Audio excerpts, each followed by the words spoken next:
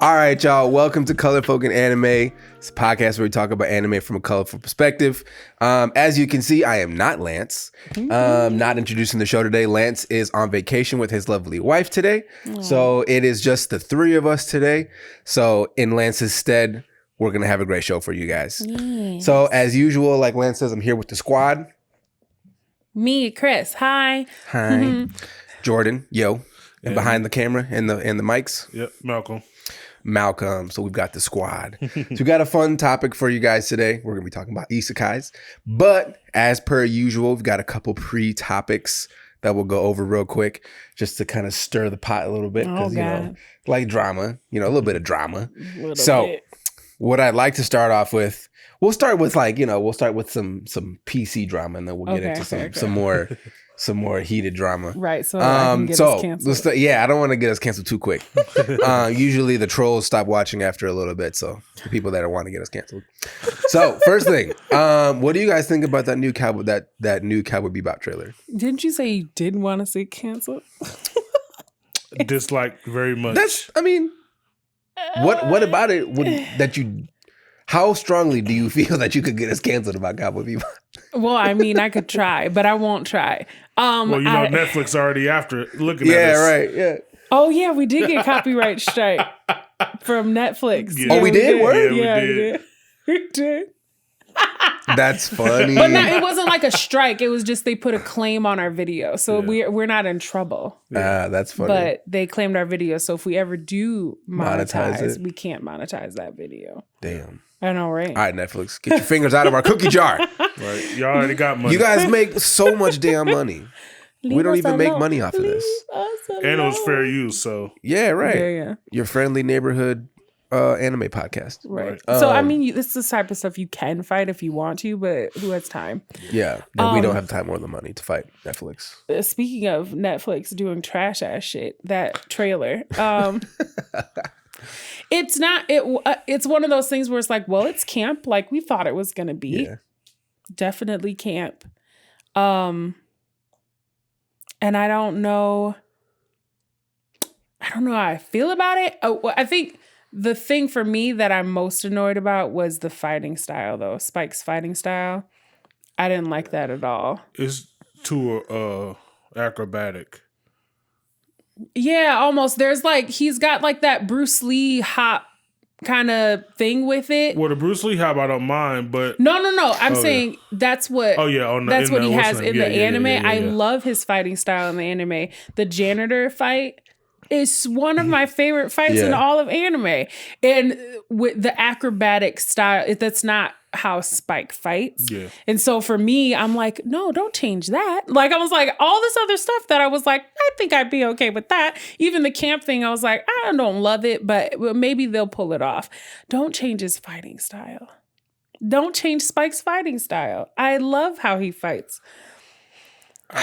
So you think they're going from a Bruce Lee type fighting style to a Jackie Chan fighting style? Yeah, maybe something more I like that. I don't even know if it's Jackie Chan. It's not even. It's not even that. It's not because he doesn't use anything in the environment and it's not super acrobatic. It's like they pops something in every once in a while, sure, just to make it running spin kicks and that one flip that they always do. I don't know how to describe it. But they go sideways and they kick their foot out and he's doing that shit. And I was like, sir, feet on the ground.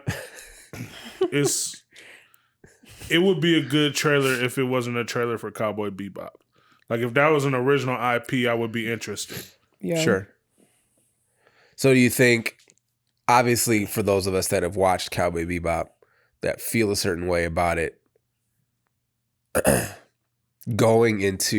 so obviously we have high expectations for it. So do you, because I think we've talked about this before, but my guess is what they're doing is they're making it not for people that have watched and enjoyed Cowboy Bebop, but more so for people to try and draw new engagement. You don't. But if you're essentially making a mockery of it. Yeah. That's not haha, it's cartoons, right? Kind of thing. Yeah. And then if they go oh, now I want to watch the original and they're nothing alike like that. That doesn't get anybody into it, kind of thing. Yeah, so it's not. I can see that. So it's not for new fans. It's for old fans because you're using Cowboy Bebop. But then, right, you're drawing in old fans and new fans, and you want to keep the new fans and get rid of the old fans. Yeah, as it progresses. So because. And maybe it's not. It's one of those things where it's like maybe it's not about anime at all. Like it's like somebody was like, I really liked Cowboy Bebop, and I wanted to reconceptualize it. But I already told y'all what it was. They gave King Vader idea a big budget. Because that's his video. That trailer wasn't his videos. Yeah, that's his Cowboy Bebop videos. Yeah. Like to the way which works as a tribute. Why is his name slipping my mind? What's the other guy on the ship? Why is his name Ed? No, not Ed. No. Jet. Yeah, Jet. Even the way Jet acts is exactly how he acts in Vader's videos. Oh yeah. Like I was like, King Vader does do that like shorts series for them. Yeah, but What if they give him a thing for this? Thing. Like like they did for like Umbrella Academy and stuff, where they let him do like a short, like a teaser thing, short kind where of. it's like, well, I already have the people for this, right? So I mean, but to me, that's what it is, which is like, I mean, if it was like a short, and it was like let him, it works as a tribute. Do like it, I said. But as a series, it not said, as an adaptation. Cowboy Bebop. I don't know. Yeah. And they know what we want because when it first comes on and it's like grainy and old, I'm like, oh. Yeah. And then it gets like super clean. I'm like, oh, boo. I was going to say when it did first come out, I was like, oh, they muddied the music. I was like, are they listening to the podcast? Because Lance and Malcolm really went in about that intro music. Yeah, right? Yeah, exactly. And I know what was missing. What? The hi-hats. Or it was a tambourine or something in the background. Oh, okay. That's what was missing. That threw off the time. I'm crying. I'm sorry. No, that's fine. It's fine. Yeah, I don't know. I don't know. At this point, I'm trying not to have expectations because I feel like I'm going to be let down if I have expectations. I mean, why did anyone have? It's still a live adaptation of anime. That's true. All of them are bad. Never get high expectations. You mean from Netflix? Actions. No, all of them, general. period, are even bad. Samurai, you don't like the Samurai X live action? Or Did I watch Rurouni Kenshin? Those are, they just put those on Netflix. I didn't watch that. I haven't watched them yet, honestly. Is it good? I like them. Oh, okay. Well, then there is one. And Netflix did that one, didn't they? No, they didn't. That's Who old. did that one? No, those are old. They just came out on Netflix. They just came out on Netflix. Netflix Okay. acquired them, Because I was like, the only place I've ever even because I have seen them, but they're in heard of Japanese. I don't like. I have the old the trilogy, but they're like in Japanese. Of the live movies. Mm-hmm. Oh. My brother. But you haven't watched them yet. No, that's hilarious. Yeah, I own them. I also own the entirety of Cowboy Bebop, and I watched it on Hulu. Because when I started watching it, I was on my wife and I were on vacation. I'm crying. We were in Colorado, I think, for our honeymoon. Oh, okay. Or not honeymoon, our anniversary. Mm-hmm. And so I started watching it while we were out of town. So That's then I just kept watching it on Hulu. But yeah, I own it. It's like on DVD, I think. So that's funny. That's funny. But yeah, I never get excited about live actions, just in general, just because they're always bad for the most part. Yeah. Or they just don't live up to the anime, like nothing ever does. The only live action that I've watched that I was okay with that I would watch again is the Bleach one. Oh yeah, I think you said that before because I didn't watch it because that was like what 5 years ago or something, maybe more than that. I don't remember how long ago it came out. I'm trying to think of. I think I watched it on Netflix. I don't know if it's still on Netflix, but I watched it on Netflix. And it was entertaining. So basically, they took from right at the beginning until he fights Fish that the Hollow that killed his mom. So that's that first initial arc. You watched kind Bleach? I've started watching Bleach. Oh. Yeah, I couldn't get into it. Yes. Yeah, I could never get into it. Really? I feel like you would like Bleach. Maybe, but I tried it the a long beginning time is ago, pretty slow. I'll give you that. The beginning is pretty slow. Yeah. But once you get to that kind of that fight where he's fighting, well, Kingfisher is the name of the hollow, Kingfisher. So once you get past that, like that's a good fight, but then once you get past that and you start meeting like the other Soul Society people, so like the captains and the vice captains, stuff like that, then it gets really good. Oh, okay. And then it's really good for a while through the whole Soul Society arc, and then it kind of just falls off after that, unfortunately. There's like 1 or 2 arcs past Soul Society that are decent, in my opinion. But yeah, the Soul Society arc is, in my opinion, one of the best arcs of any anime I've watched. But Bleach is also supposed to be known for its filler. Yeah, it does have a lot of filler. I mean, I watched Naruto, so yeah, it's not not Naruto and it's not One Piece. Let's put it that way. One Piece filter is good. I wasn't saying it's not good. I'm just saying just the quantity of filler. Just the pure quantity. Right. It's not to that level. Okay. Not to that level. There are a couple entire arcs that the story could just do without. Oh yeah. That yeah, I'll just put it at that. Yeah. We'll just leave it at that. I mean, Naruto had those. Yeah. I feel like any anime that's that long is gonna have filler of some kind. Just like stuff even to pad the story. It's just and part of it is because if an anime like takes off, gets really popular, kind of like a Black Clover, like where the manga is still in serialization, obviously, and the anime catches up too fast, you have to have filler because then you run out of content. Yeah. It's almost like one of those things where it's like, just wait. Kind of thing, like where it's like, okay, this manga is super popular right now. Yeah. Like it's really getting off on it. It's like, how much more money publishing company could you make out of it if you did wait? Yeah. If you waited until it got like its first couple of volumes out before you even started doing the anime. Because then you have so much material. You can stay so close to the source material. Yeah. And like you don't have to kind of waste time and then have all the people fall off. And because Bleach probably could have lived with that. But maybe you also have to know the strength of the world that the story is creating. Yeah. How much did the manga author give the animators to play with? True. Where they could what kind of sandbox are they playing in? Yeah. I think too, you have to realize, and I'm sure production, like the companies are aware of this too, is like how fickle the anime industry is. Yeah. Where like, if you wait too long, then nobody cares about it. Well, then a lot of people lose interest. Yeah. Or something new and exciting comes out and people lose interest in what you've been where it could be like exactly like something that was already out with Black Clover, like a Jujutsu Kaisen comes out and Jujutsu Kaisen like soaks up most of the attention just because it's new, it's flashy, it's entertaining, fights are good. It soaks up a lot of the attention that Black Clover was having. Shout out to Meg the Stallion's Hot Ones interview where she talks about Black Clover. Because I was like, she's a real one. She's a real one.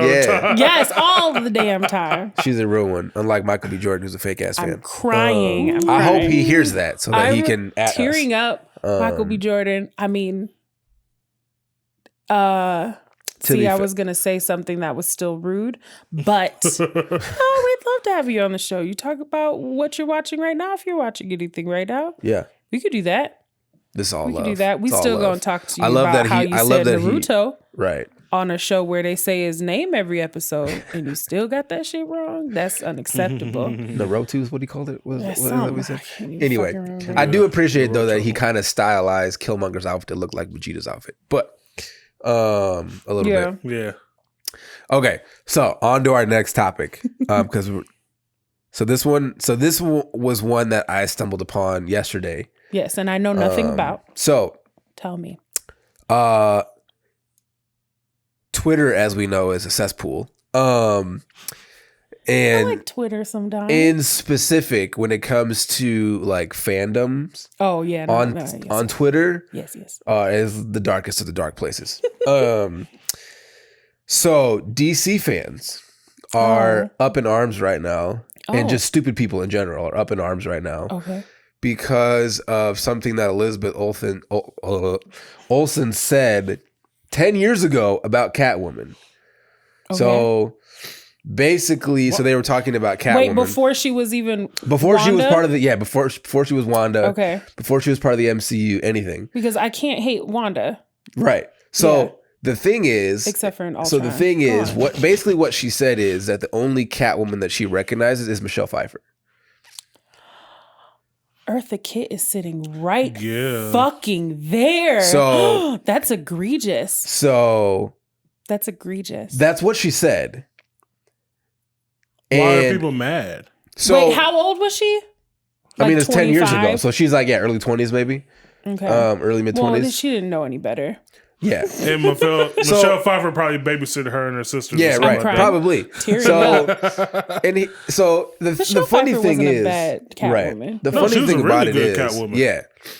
So there's two reasons people are mad. One, people are saying the MCU woman needs to stay out of DC business, which, I mean, she said that 10 years ago, so she wasn't part of the MCU then, so it didn't matter. Yeah. And then the other thing, people are accusing her of racism. Right. Why are people stupid? My reaction, exactly. I wish the camera could have seen Malcolm's reaction because he did one of these. He was shocked. He did one of these. My exact reaction. Because I was like... So the only Catwoman that other people acknowledge is Eartha Kitt? Like... Or Halle Berry. Halle Berry. No. We don't count that. Halle Berry does not count. Well, that's what I'm saying, though. But No. Halle Berry's Catwoman was awful. Yeah. I don't disagree. Right. I don't disagree. Was terrible. Yeah. But that's my thing. Is like why? So why the racism claims? Because people are stupid. Yeah. It's because most information now is spoon fed to people, and all you had to do is the tiniest bit of research, right, and see that after Eartha Kitt, Catwoman was white. Well, and it's one of those things too where I'm like, so I think about other like superhero stuff, like especially ones that have done like race swaps over the years and stuff like that, or there's been other iterations of people that are different races or ethnicities or whatever. It's like when people talk about liking Iron Man but not Ironheart, there's like there's sometimes there is a reason why they like Iron Man more than Ironheart.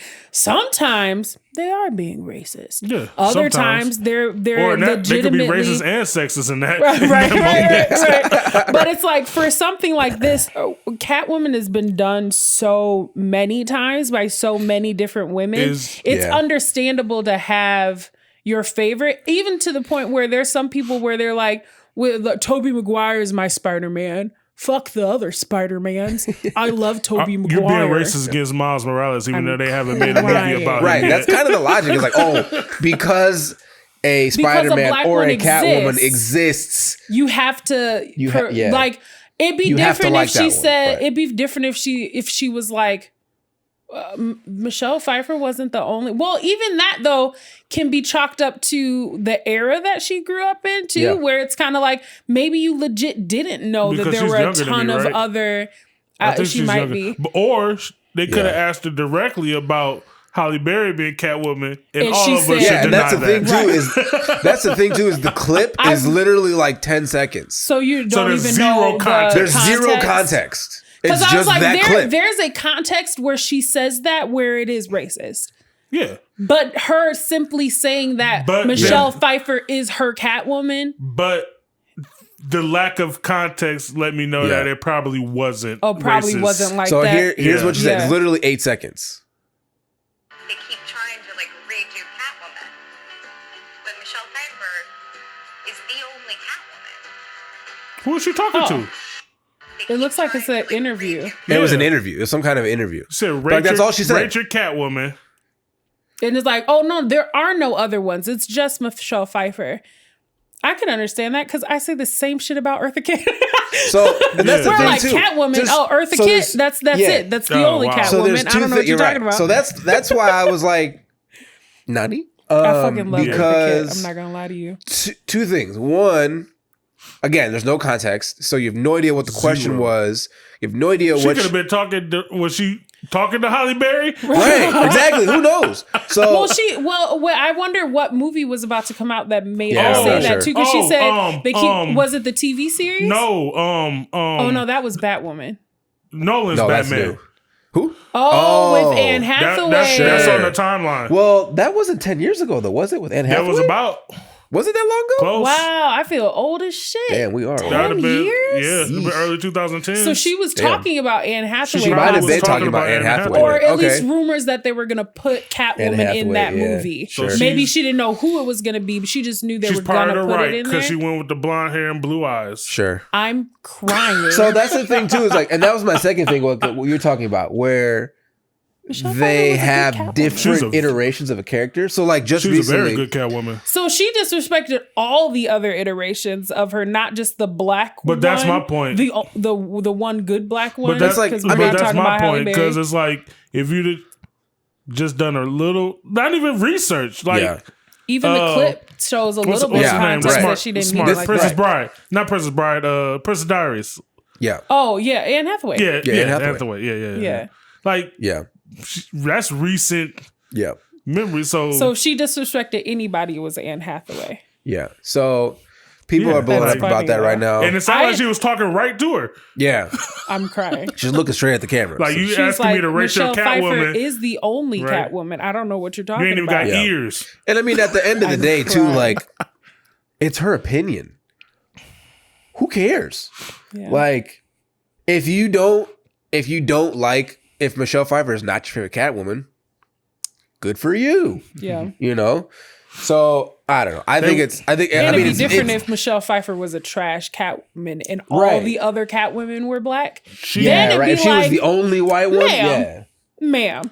Right. I do like Eartha Kitt, but I mean, Catwoman's only been in a movie 3 times. Right. This is going to be the 3rd time she's in it. No, 4th. This will be the 4th. The new Batman. Yeah, this will be the 4th time she's in the movie. Well, that trailer looks wonderful. Yeah, I think it's great. She looks very comic book accurate. Yeah, she looks great. In this movie. She looks amazing.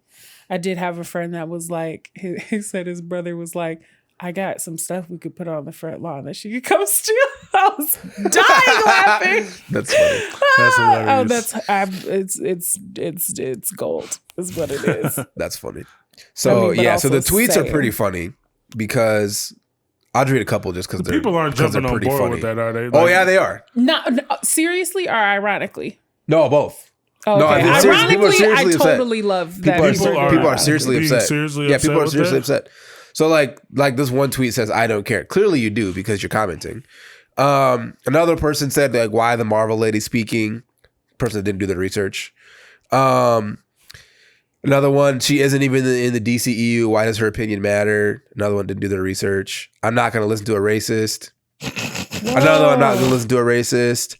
Whoa. Another one where they just showed a picture of Zoe Kravitz and it just said cry about it. And I'm like, okay, well, obviously wasn't talking about her.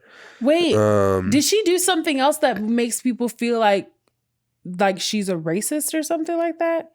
I couldn't find anything else. That feels like a jump. It's a super jump. And literally, I think it's just... How old are these Wanda. people? I mean, I would imagine that these are... It's like none of those are verified accounts is the problem. No, they're not. Right. They're all just trolls.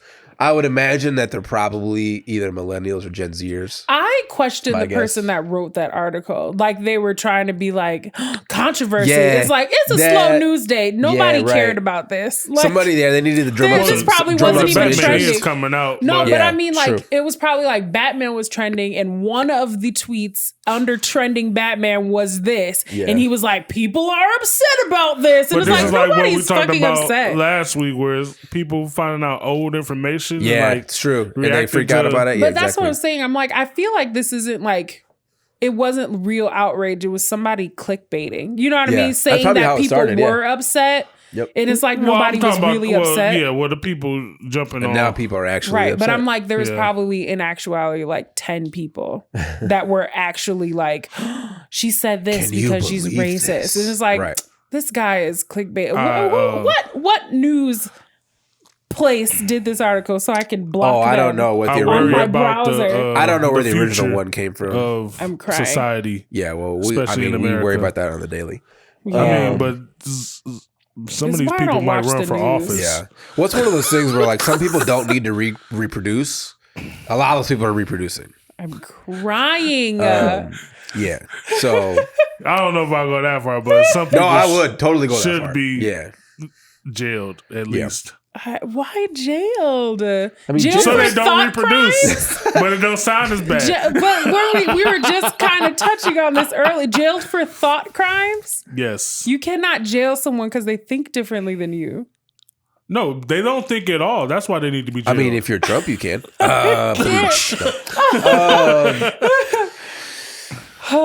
Next topic. Right. Next topic. So, another again, a nerd adjacent, not anime, but nerd adjacent. Yeah. So they recasted Batwoman. Because it was Ruby Rose. I did hear about this. So Ruby Rose was Batwoman in the first season, and then she quit earlier this year, like in May. Quit the show. Supposedly quit the show. Now she's apparently filing a lawsuit against the production company. I don't know exactly who was producing the show. Okay. But apparently she got some sort of lawsuit about, because she said it was an unsafe work environment and it was a toxic work environment, whatever. So that's obviously blowing up right now. The cool thing is the Batwoman that they replaced her with is a black English actress. Oh, she's British? Yeah, so she's British. And she looks dope. Not the British lady from 007, yeah? No, not her. Not her. Not her. She was dope too. That was a great movie. I have to see it. It's a fantastic movie. She was great. But no, not her. I don't remember her name off the top of my head. So the new Batwoman is a black woman. So that is pretty cool. Automatically the best Batwoman. I'm automatically crying. Let's see. Who's the new They Batwoman? had some pretty like crazy accusations too about like the cast and crew. All right. Okay, so her name is Javisha Leslie.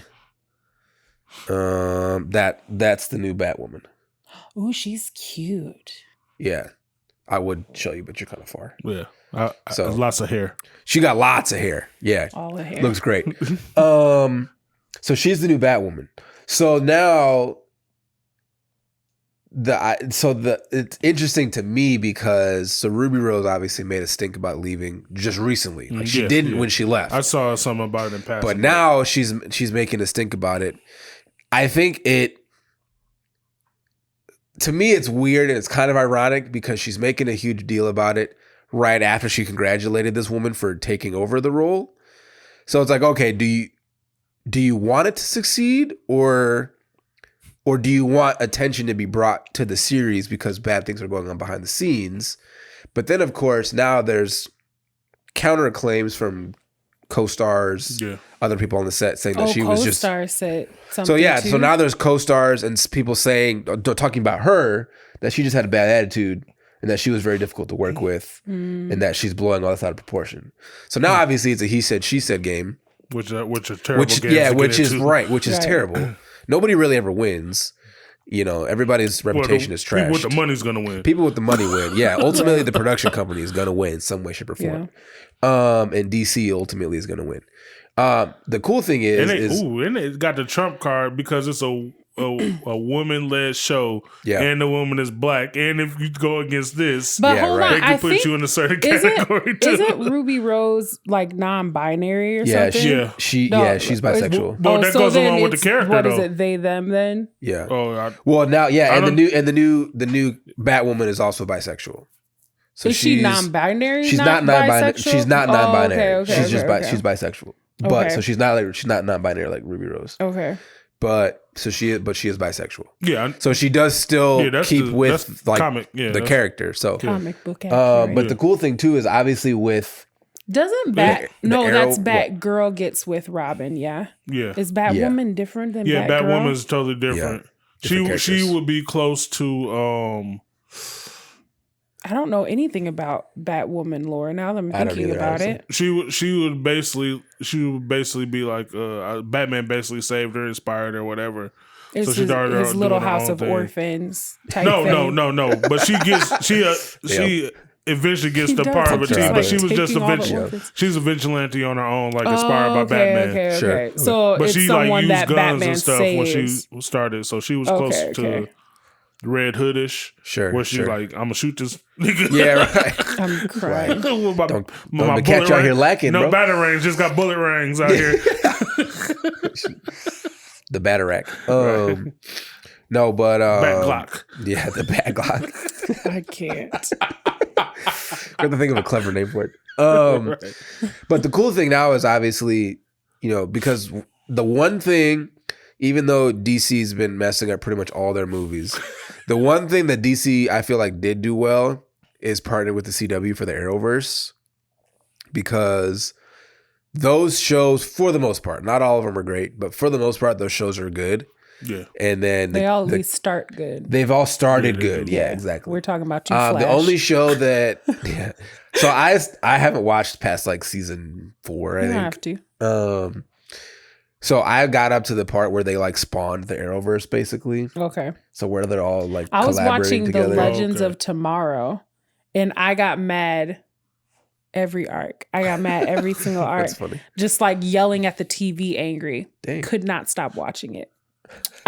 I was so, it was like Captivated. rage watching Legends of Tomorrow. Funny. They do something stupid every single episode, and I'm just like, what? Well, they got to make it like Gilligan's Island. Oh my gosh. Well, you got to make Malcolm. it so they can't get They off used the to piss island. me off that's true. so much.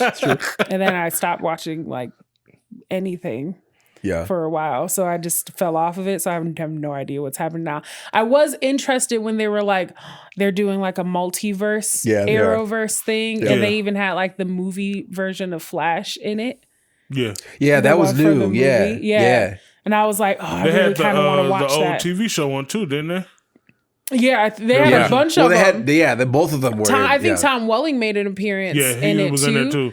Who, don't judge me. I loved Smallville coming up. And your father's rewatching it right now. I know. Well, he does like at least once a year. Once a year he rewatches Smallville. Yeah, he loved Smallville was like, when it first came out, it was like the family was sitting down to watch it. It ended up just being me and my dad sitting down to watch it.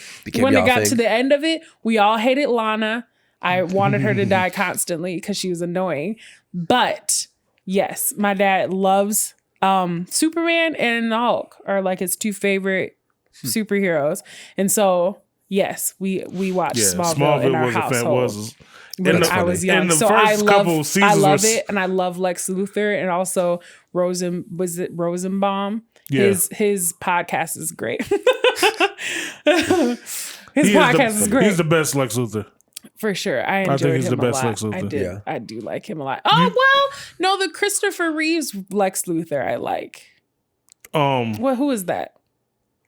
The guy that plays Lex Luthor in the Christopher Reeves movies is really good. I like him. I forgot his name. He's famous enough for me. I should know his name. Yeah. I didn't mind Kevin Spacey either. Can I say he his wasn't name? bad. I'm crying. Too much stigma attached.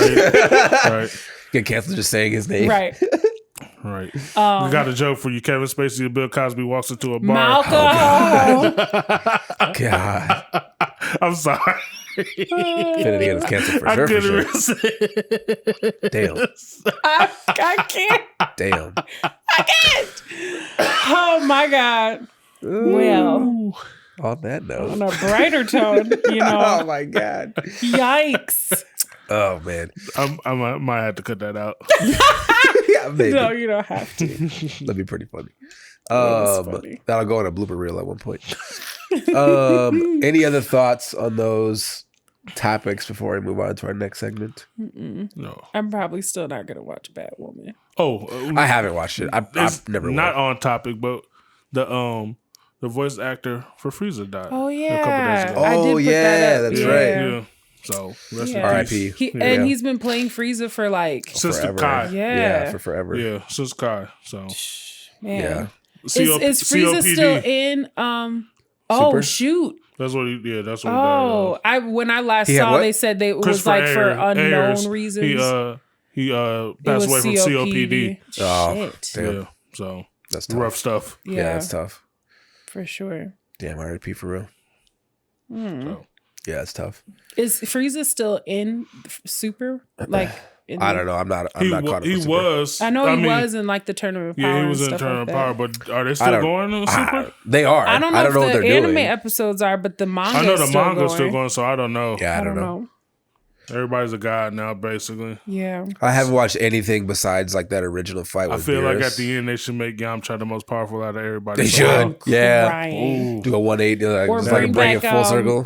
His Tin. Wolfang fist is actually the most powerful move in the world. No, Yamcha, make Yamcha like. No, let Little Bit raise from the dead. And Chaozu? He's like the most powerful. Because they hold the fuck out of him. Yeah, they did. They let his Tried to little ass self-destruct blow against the himself Saberman, up yeah. and did nothing. Oh, against Nappa? Yes. Oh, man. He did That's nothing. one of And he those was things. like, you know what?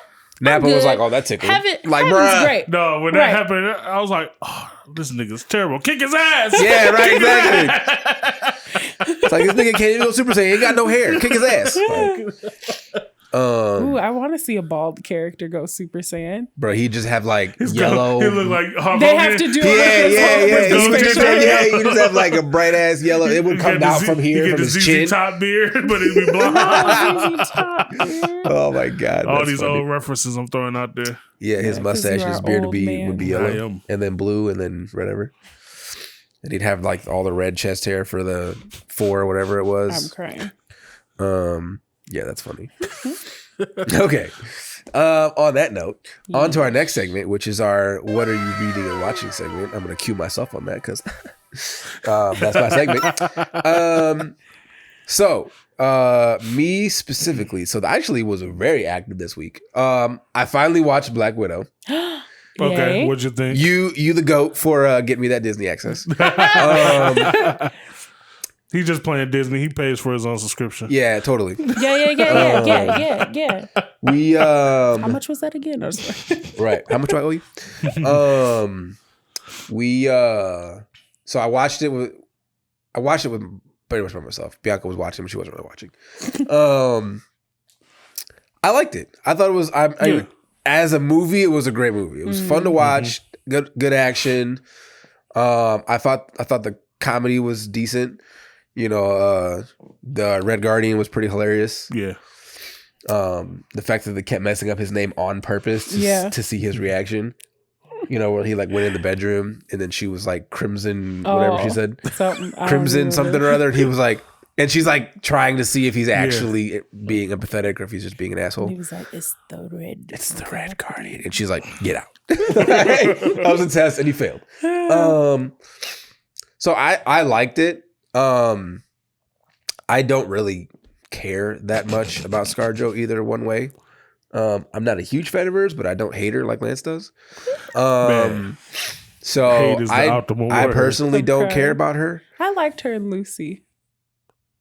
Oh, that was a good movie. I That's liked the ending was Lucy. weird as hell, but this is a good movie. It was weird. She She was one of turns those into like a damn babies human that computer remembered thing. her birth kind of shit. Oh, Yeah, it was weird. The ending was really Insane. She weird. was like, "Mom, I remember you saying to be at your belly," and it was Yeah. like, "Huh? What? And then she was like, "What happens if we could use 100% of our brains?" And she just turns into a supercomputer. Yeah. Which is strange. It was. It took a turn. It was a real weird. But I turn. liked it. I liked It was good. Lucy, Yeah, I though, liked it too. she turned into a supercomputer. I think? Yeah, basically. Kind of. She becomes like a person that can use 100% of her brain. Well, So, I know like- that's the premise of the movie. Yeah. So like as she goes through the movie, she unlocks further capabilities. Yeah. So like once she unlocks a certain, I don't remember what it was, percentage of her brain, she could like change her appearance at will. Yeah, I've never watched it all the way to the end. Yeah, so she could like change her appearance at will, and she had like basically You didn't watch it to superpowers the at end? one point. It's like trippy sci. Okay, I like Chris. those kind of trippy sci-fi movies. Yeah, Where it's kind of like it plays really, really heavily on like if this part of your brain does that. So if it went that's kind of when I wrote that. I wrote like the one. I like the one with Johnny Depp. And I did like When that he was put his the consciousness thing. in the computer. Oh, I did like that. Okay. Oh, that's I forgot what it was called. Damn, I forgot which movie that is, but that was a good movie too. yeah. I'm gonna have to finish Lucy then. But I like Yeah, it's that good. where it's like Zeus can do that, and like if it did like that to the extreme, it would do this. Never watched You're like, Limitless. what? I haven't I watched watched Limitless. That was pretty either. good. I liked it honestly. Okay. And then they had a That's, TV show too. Cooper, Yeah. Bradley Cooper. Bradley Cooper. Bradley. I They had a like TV him. show too. The TV show is actually pretty interesting because basically it's like the premise of the movie Limitless, but then like he becomes kind of like an FBI Oh, okay. informant / kind of person. So then he's helping them solve crimes because of his abilities, so basically. So it's pretty decent. Okay. So yeah, so I watched Catwoman. I watched Black Widow. So enjoyed it for the most part. I don't really have any strong feelings either way about it. I don't feel like it. Because I feel like a lot of people said that it kind of messed up the timeline a little bit. But that's because of the COVID. That was like real life happened. Like that's her why it movie messes was up supposed to come out before Shang-Chi. Right. Yeah. Right. Her movie was supposed to come out before Endgame. It's timed before Endgame. Yeah. Right. She should have had her own movie a long time ago. Right, because it takes place before everybody comes back. It was supposed to have been like so right after. I think she right was supposed after to be Infinity War. Right after. Oh no, Infinity right War. after Civil War. Sorry. This movie takes place right after Civil War. Yeah, but it was supposed to come out right after the Infinity Saga. Yeah. Oh, was it after? Yeah. Okay. Yeah, it was supposed to be like the first one out next. Before Spider-Man though? No, Spider-Man was right next. And then it was supposed to be Black Widow. I know Black Widow was supposed to come out before Shang-Chi. Yeah. Yeah. So it was Spider-Man, Black Widow. But I feel like though too, like she should have had her own movie a long time ago. But they would have. She was right. She was the only Avenger so far that didn't. Yeah. So and she should have after Iron Man 2 when she showed up. Right. People were like, "Who's that?" And be like, "I'll tell you." Boom, movie. Yeah. I'm mad that she. I feel like it less and less Russian until now too. She what? I said she was less and less Russian until this movie. Oh yeah, true. Well, she's a super spy, so you can change her accent at will. Yeah. No, I felt like for anybody that's watched all of the Marvel movies, like even though it came out of order, like I don't feel like anything in the story messed up where they're at in the timeline. Only the ending let you know where it was supposed to have been. Right. But outside of that, it could stand alone. Yeah, exactly. Yeah. So I don't get the hate on that front. I mean, I get some of the other things, which whatever.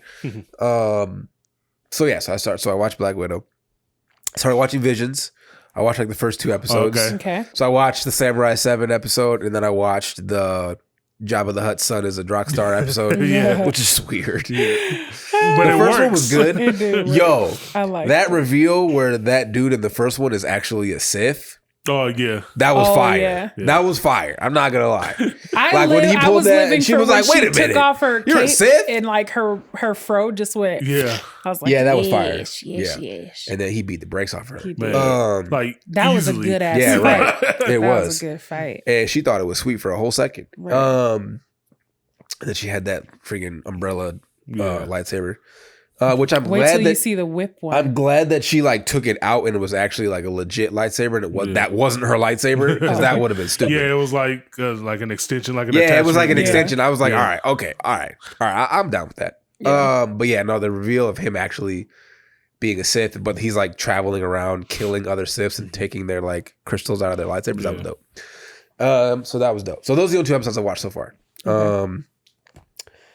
Wait till you get to the twins. I liked the twins is probably like one of my favorites too. The twins are cool. It's in my top. Yeah. It's like that's couple. super anime though. Yeah. Like Promare. Oh, okay, sure. Okay. Yeah. We gotta watch Promare. That'd be dope. What else have I been watching? Fire Force. Still watching Fire Force. Yeesh. Fire Force is dope. They just finished helping out the Squad 7 in Asuka, where they were like going to investigate, and then they had like the outbreak.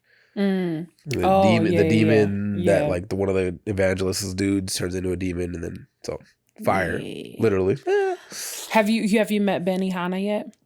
Benny Hanna. Sorry, that's what I call him. Yeah, Benny Maru. Yeah. Yes. Yeah. Yeah, he's dope. Hibachi grill. That nigga fine. Yes. It's funny. I feel like any anime that I've watched that has a character named Benny Maru, that character is automatically a dope ass character. Right. Automatically. There is one of the evangelists that I love too. I love him. Are you talking about the art guy? No, the black guy. Oh, I haven't met him yet. Oh, you okay. haven't met the black guy yet. But yeah, so him and then Benny Maru in That Time I Got Reincarnated as a Slime, also a dope ass character. He's the leader of the ogres. Fire character. Oh, there's a Benny Maru in. And yeah, Okay. Reincarnated as a Slime. So like I said, Benny Maru's automatically dope characters. I'll never watch. What? What? Huh? We finna fight about that. Anyway. I almost started it. Like, Yeah. That's the only one that I didn't watch like an to. episode of to like refresh my, deep-seated hatred. No, I'm just kidding. Tell us how you really feel. We'll get into it. And then reading-wise, that's all I've been watching. Reading-wise, obviously still keeping up on the regular stuff. So one that I've shouted out in the past that just keeps getting really good is this Tales of Demons and Gods. Mm. I know you don't read. I know you don't read. I haven't picked it up. You should. It's good. Hilariously ended up falling into I think it's not ecchi right now, I don't think. But it looks like it might become that way. Dude? But it's also an isekai. What is it? Which one is it? Thing too. What is it? No, it's not ecchi. What is this? I can't remember the name of it. The guy, there's a 16-year-old pop star that gets pregnant with twins. And he's a fan, and he helps her like get ready to birth them in like the countryside. And then on the day that she's supposed to give birth, he's going to the hospital and a super fan kills him. But then he becomes reincarnated as one of her twin babies. What? Okay. Wait, that's trippy. It's weird. But I was reading that and I cannot remember the name. I can't remember the title at all. Anyway. Yeah, okay. That sounds weird. That does sound weird. What else have I been reading? Days, still reading because that one's still great. Blue Lock, Cooper and I talked about it in the chat. Like stopping Blue Lock is on break right now because the author is sick. Yeah, it's almost over. He could push it out. No slack. Damn. I'm sorry. She was trying to kill this man. So Blue Lock is almost over, which is bittersweet. I feel like it's good that they're not going to try and drag it out. Exactly. That's exactly what I was going to say. Yeah. They're not going to drag it out because I have a good thing. Can they do a sequel potentially? Yeah, sure. Because there's a lot of different things you can do with it. The anime does well. Yeah, there's a lot of different things you can do with the story because I mean, there's a lot of good characters in the show in the manga. So there's a lot of places you can go with it, and it's based around the world of soccer in Japan. So there's a lot of things you can do with it. What else have I been reading? The Beginning After the End is still really good. So I caught up on Kaiju number 8 because I hadn't read in probably 3 months. How do you feel? I'm mad I caught up again. It's good because it's so good. It's so good. Yeah, you gotta read Kaiju number 8. You do. They definitely gonna do an anime of that show. Oh, for sure. Manga. It's so good, and that anime is gonna be fire. It is. Yeah, it's real. You good. You gotta. You guys talking about me reading it. I'm crying. I looked at manga books on the shelf at my local comic book shop earlier this week. You read Naruto. I did. Disappointing. Just gonna leave it at that.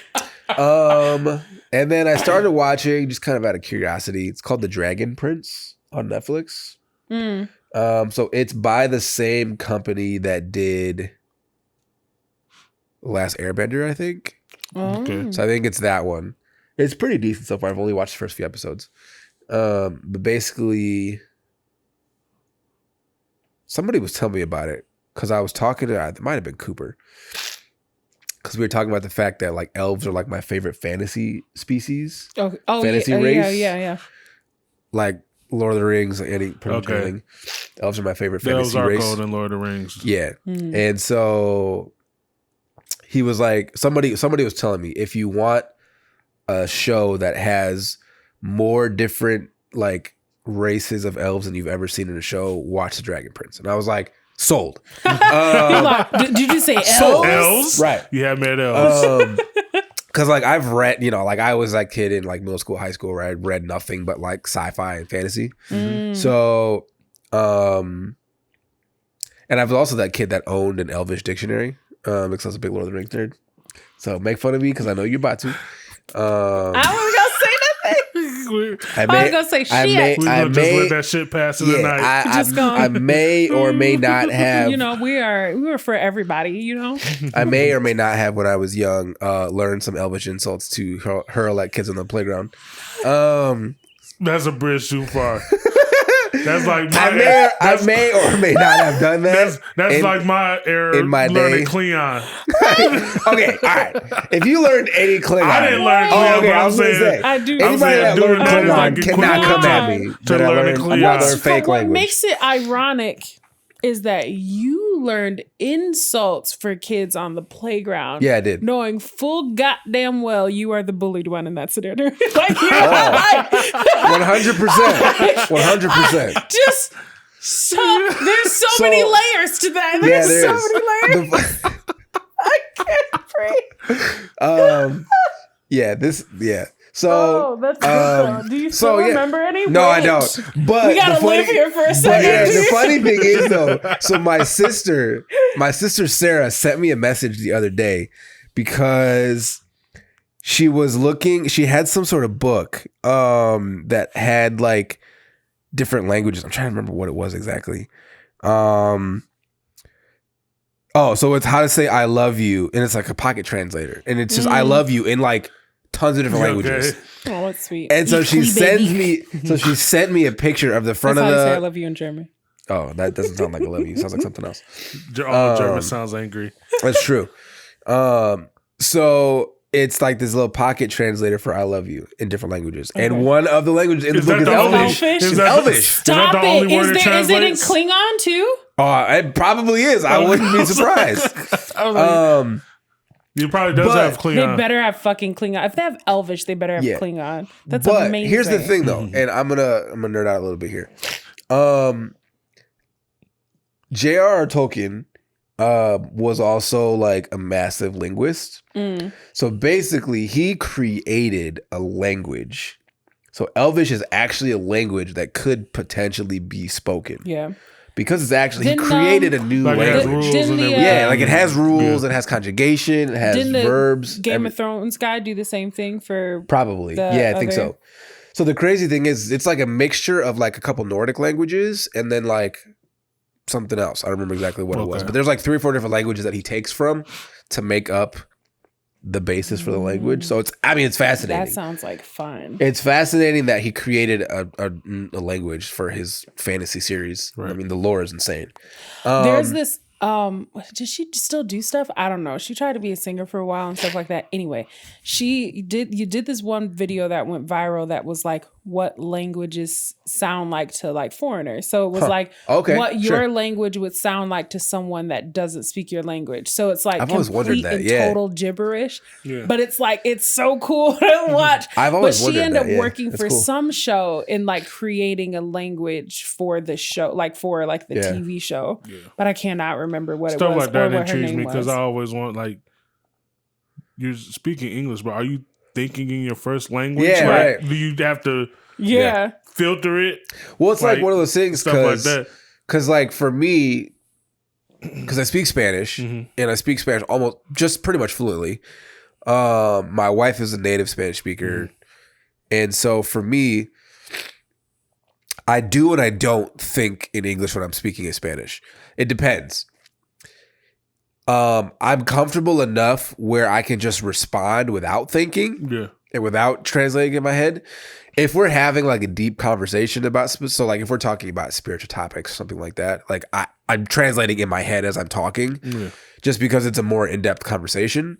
But like if I'm just like shooting the breeze with somebody, if I'm just like small talking or like talking with random folks, and I'm like not in a deep conversation, like I just respond and I don't have to think about my responses. They said the best way to acquire language is to try not to translate in your head. Instead of saying the table, it was table again in Spanish, mesa or something like that. Yeah. Instead of saying table is mesa, like that's just mesa. Yeah. Like that's why people put like the little tags on stuff around their house because it's like that's not TV, this televisión or whatever the fuck. Anyway, no. My Spanish is ass. What? Spanish is ass. Your Spanish is ass. Yes, my Spanish is ass. Well. Not Spanish is ass. I Oh my God, was no. like, what? No, But you here's can the problem. speak it well. Your The problem with pronunciation's both good. Spanish and Korean is that my pronunciation is not bad. and I can usually read most of what's put in front of me. I don't know what the fuck I'm reading. And I have too much anxiety to speak to people in English, let alone another language. My thing was Spanish is the understanding is there, but my pronunciation is trash. I took Spanish in college and stuff. I can't roll my R's you're either. So good. Yeah. You're well on the way to becoming fluent. I was like, girl, I Googled all that shit. The fuck? I was like, I sound like I know what I'm saying. I don't. I do not. My friend get confused sometimes. I was like, help me try to speak Spanish. And I would say something to her and it would sound good. And she'd say something back to me. I'm like, I don't actually speak Spanish, ma'am. Damn. I'm pretending over here. Right. I'm just very good at make-believe. It just sound good. I can sing you a song in Spanish. I don't know what I'm singing to you. That's hilarious. Same with Korean. I'm that guy where I just make up words. I make up words in Spanish. So when Bianca and I are just goofing around, I have words that, especially with Mexicans specifically, just because of the history of Mexicans in the United States. Obviously, Mexican Spanish has a lot of slang that is English sounding or English words that's not the correct translation, but that's the slang term that they use. And so I'll just take a English word that off the top of my head I can't think of the word, and I'll just say it in a Spanish accent. I'll pronounce it. I do that shit in Korean. I'll pronounce it as I would pronounce it in Spanish, just the word in English, and then I'll turn it into it. Exactly. I'll be like, they say that. I seen it in a Korean drama. Stop it. Exactly. They'll say that. You know what I'm talking about. So it's just funny because Bianca always laughs at me. She's like, you can't really say that. That's not how it sounds. But I'm like, but to the untrained ear, that sounds like Spanish. So it's funny. Oh man. The languages. They're funny. Okay, back on track. Sorry. Anyway, yes. We are way off topic. Where do we go? What have you been reading and watching, Chris? I told you the one manga I was reading. I also caught up on Spy Family. Nice. Which poor baby. And Kaiju number 8. And Mashal. I caught up on Mashal too. I got a new phone. And so when I re-updated everything on my phone, it lost all the things progress. I was reading. Sure. So tough. I was like, what chapter was I on? So now I got to figure out where I left off on Black Clover and One Punch Man, but I just have not had the time. I started watching this. I went on Net. So this is what happened. I went on Netflix to watch the Chappelle special because I wanted to watch it. Yeah. Because I do like Dave Chappelle. And instead, Netflix was like, look at this show. It's called My Name. And I was like, okay. I clicked on it and then I watched 6 episodes in a row. It's it's another it is a Korean drama, but it's not done in the style of Korean dramas. So you might like this one. Female protagonist, her dad is a gangster. Yeah. And I'm just gonna give you the rough synopsis of slight spoils. Her dad's a gangster and he ends up having to run away. And I don't really remember what for, but he ends up running away and leaving her by herself. But everybody knows, and the police are basically harassing her, saying, hey, when your dad calls us, let us know, kind of thing or whatever. Yeah. And so the kids at school start bullying her. Everybody's just terrible. They're calling her a drug addict and stuff like that. So she ends up snapping because one girl puts fake cocaine in her desk or in her bag or something like that. And she took it out. She's like, oh, look at you with your drugs kind of thing. She lays this girl motherfucking out. And I was like, yes, hit her a fucking gang. And there's some tropes in there that were a little troubling, but it's fine. So she goes home. Her dad calls her because it's her birthday this day, the particular day that she's snapping out on everybody. And she snapped out on her daddy too, you motherfucker, I want you here. I'm not going to wait for you no more. You left me here by myself. Police are harassing me. I ain't got no friends no more. And so then he risks his life to come see her and then dies. And then the rest of it is just about, her journey to avenge him. And it's nice. It's real good. I did see that in my suggestion. It's real good and it's twisty. And I have a theory about what's going to go down about the gang leader guy. But are y'all gonna watch it? Yeah, I probably will. Damn. Okay, Sounds I won't good. spoil it then, because I have a theory about him. Yeah. But if I tell you what I think, it'll spoil. Yeah. Speaking of Korean dramas, I just realized I did finish Squid Games. You did? Yeah. Okay. Yeah. So I went back and I Was it- watched it. And I finished it after, because I only had one episode left. I finished it after our last episode. Yeah, the ending was garbage. Oh yeah, no. Worst father of the year. Worst Yeah, father like, so- Nothing ever. about that made sense. I was like, get on the moral of fucking plane. story, Get on the plane. You didn't learn your lesson. You didn't Right. learn Exactly. He didn't learn shit. anything. Well, And that's then- the whole thing. Like the main character is my least favorite character in the for show. sure. Yeah. And Sang-woo, I don't hate as much as people do. I think. He makes sense though. He had He does. very singular, said. logical. Everything was in conclusions. character. Everything they Yeah. did was in character. Yeah. And He was he's kind shiesty of as the hell, but that point was his of the character. show. Yeah, like- I think the problem is people are like, "Oh, he's the real." It's like, no, he's not the villain of the show. He's another victim. Yeah, but this right. is just what a This is his victim of strategy. this Yeah. Just looks like the gangster uses his strength Yeah.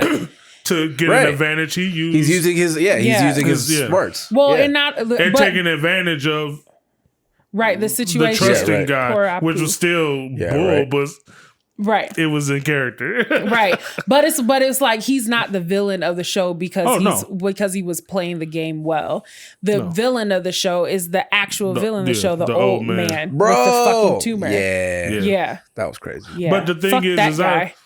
I didn't figure it out, but I figured something was wrong with him at the beginning. It's like he's enjoying this too much, and he Yeah. acts like he knows what's going on. Yeah. Like at the I know, beginning, see either what- he's been so- through it multiple times. I tell or Yeah. he's this behind is the it. That's problem what The I with thought dice, in me. the dice game The part. problem with me in these twisty games is that I have the tendency to make it like way more complex. So what I thought it was that the person that created these games knew him, and it was like he invited him to the games after doing it for so many years The old guy? because he perfected it for this guy Oh, to play or whatever, but it was like kind of like a revengey type of thing. So I thought it was another old guy who invited him He to thought he come was a do victim it. that, Yeah, like, I thought did he was revenge. kind of the point of why these games existed in Well, the first place. when So no. that's what I was waiting for. When But he it was said, like, oh, he's actually the bad guy. I When thought he said he knew all, like When every the game, he's house like, I thing- love this game. And when he was blah, like, blah, "Oh, blah. my house is right around here," I was like, "That's because the guy that created this game knows you Oh. and put your house in this neighborhood, and it's Yeah. confusing your mind." Yeah. No, I made it so much more complex in my mind. I was like, I'm gonna figure this I shit didn't out. think it was gonna be that. Yeah. that Yeah, no, complex. that's what I thought it was. I did Yeah. think the main character was gonna die though. you did think so? You did. I did. It would have made more sense. Yeah, I thought I he was fucking gonna die. hated him. Oh, he's his self-righteous bullshit. I'm like, bro, you are responsible for the death of people, whether you like it or not. Yeah. You're just as bad as Sang-woo. You just decided that because you didn't do anything that you felt was like explicitly killing. Yeah. That's why the Well, he tone. tricked the old guy. Yeah, right. Yeah. Like- right. Right. But my thing is that's why the tone of the game changes after Tug of War. Yeah. Because then you are actively a part of someone else dying for your own game. Yeah. Before you could say they're killing people. No, in this game, you killed people. You did. You're right. Exactly. You killed Yeah. people. And so for him to turn around and tell Sang-woo, well, what are you doing? It's like, no, you killed people too. Like, this Your is the hands game. are just as Right. dirty as his Yeah. are. Anyway, Yeah. fucking Yeah. hate that guy. Yeah, the main character was probably the person I wanted disliked the North Korea. I knew she wasn't gonna win because did too. uh, Yeah. I everything hated that hates they- us. I Yeah. wanted her I to win hated so they fucking developed that bad. friendship just to Right. have one of them Man, die. I'm she like, oh, survived that's to the bull. end too, so I was like, maybe I was wrong. Maybe they aren't gonna kill her. And I was like, Yeah. no, they fucking killed Yeah, her. I thought she was gonna win. I was like, I'm not gonna lie. that The fucking shard of glass. The exploded glass Stop caught me it. off guard at first, and I didn't put it together. I didn't know it was until- gonna be a thing. Until like, I feel like when she died, I feel like that's when I realized, oh, that's why there was a time limit, because they were going to explode the glass. Oh yeah. Like that was the consequence of not getting across Yeah. In time. in time, was that. And that's why once they crossed right at that end of the timing, Yeah. the bridge exploded, and that's why they all got cut up by the glass. Yeah, but my thing was, Why I was her still shard feel so big? Everybody else got scratches. Right. Like, In the she face, got right. this big old big old 7-inch gash. I was like, Yeah, it was shard like of that glass. I was like, oh, this looks like plot. Yeah, it definitely looked like plot. That's funny. Because it was like, it didn't. I don't know. winning the game and then being punished after winning the game felt a little bit like bullshit to me, if that makes sense, because that wasn't the point. Well, because their whole thing was fairness, like, and you won the game, like you won, you got across, like, you shouldn't have to suffer. My thing is like that once kind of you crossed, like everybody got across, there wasn't anybody left on the bridge. There was no point in exploding the bridge because everybody won, everybody made it across. Besides antics for the VIPs, well, for sure, but it was still kind of like plot. I see you plot. Obviously. Playing a part in this because she wouldn't have fucking lost. And now, if not for a plot, she would have won. No. Now they have to do a second season. And she was a knife fighter. She would have got to the end, she would have won. Yeah, for sure. Because she would have killed both of them. Yeah. Well, she probably, because the thing is, it's not you. There can be more than one winner. In the whole time the game was going on. No. They said. The game was that everybody, if you get through all the games, you can earn this amount of money.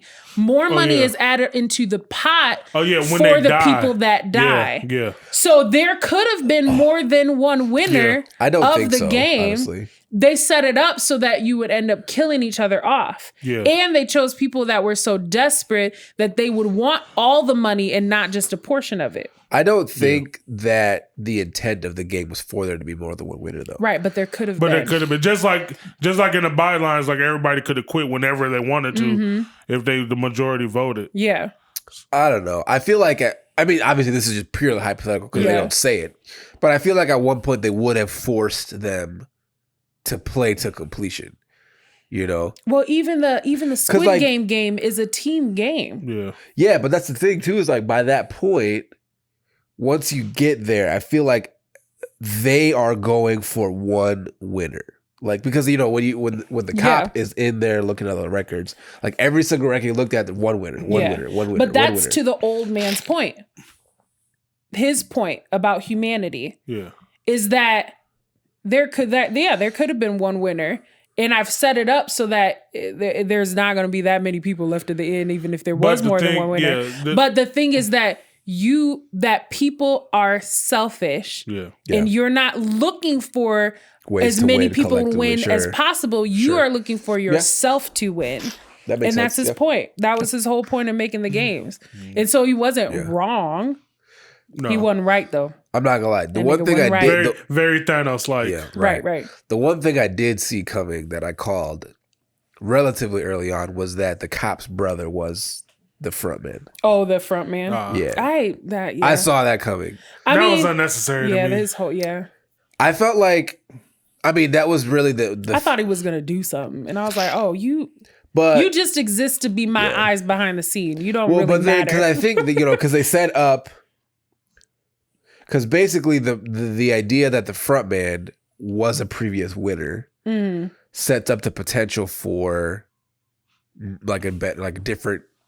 That's what I thought. Different things they can do with the story. Well, when he found the records, I thought that he was the guy. Like at that point, and I was like, oh, so are the people who win inducted into this club? I want to know more about the red suit people.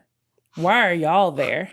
Yeah, they didn't. Somebody online had like a theory that it all depended on which card you got, or whatever. Where it was like.